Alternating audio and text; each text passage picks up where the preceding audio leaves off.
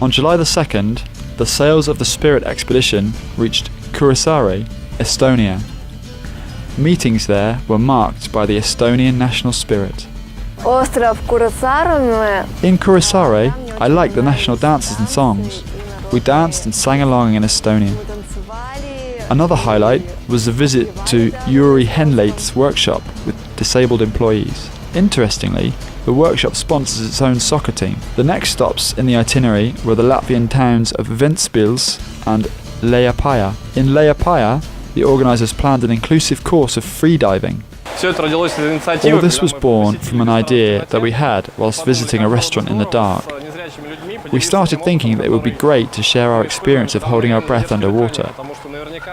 We were sure that they would be able to tell us much more about their feelings than non-disabled people. During the first day of classes, the students learned the basics of freediving, tried on wetsuits and worked on holding their breath underwater. The second day was dedicated to dynamic work underwater. According to the instructors, the group was very strong. In general, their bodies soon started to prompt them how to move correctly. Everybody succeeded. It was great. The results are impressive because usually we expect more modest numbers. Today several people could swim for as long as 40 meters. Almost everybody could do at least 20 meters.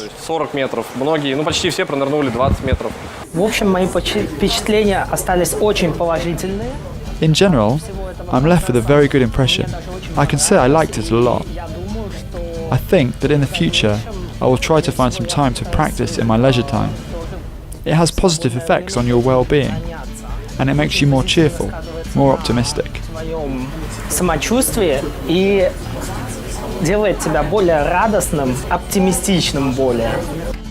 This freediving course was designed not as a one-time event. Instructors from Riga and LATVIA joined the course to develop inclusive freediving in their respective home cities.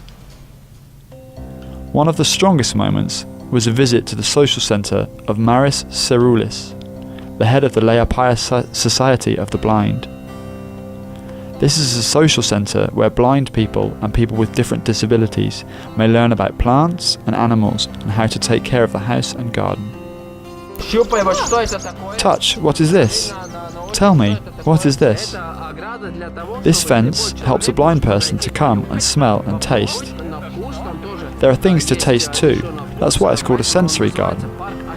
And it is also accessible for wheelchair users, as they do not need to reach too far out for a flower or a sprout. For the visitors of the centre, there is a special path which resembles a quest in the dark.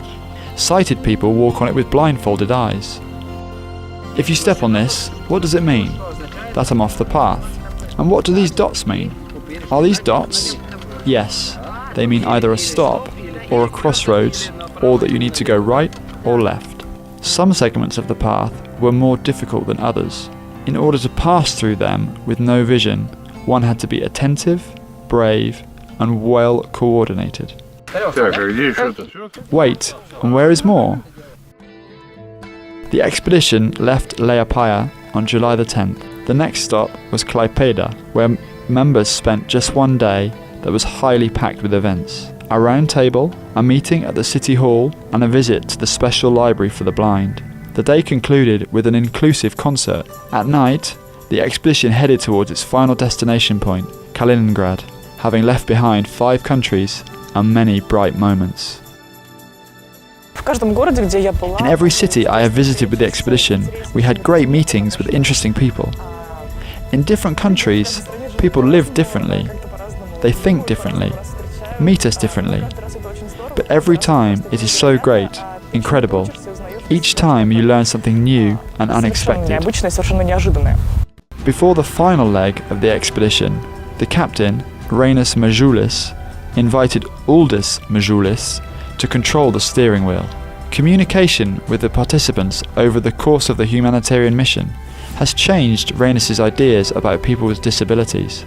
It showed him that inclusion helps people open new horizons. Previously, I used to think that one has to approach people with disabilities in some special way, to help them in some special way, always think of them.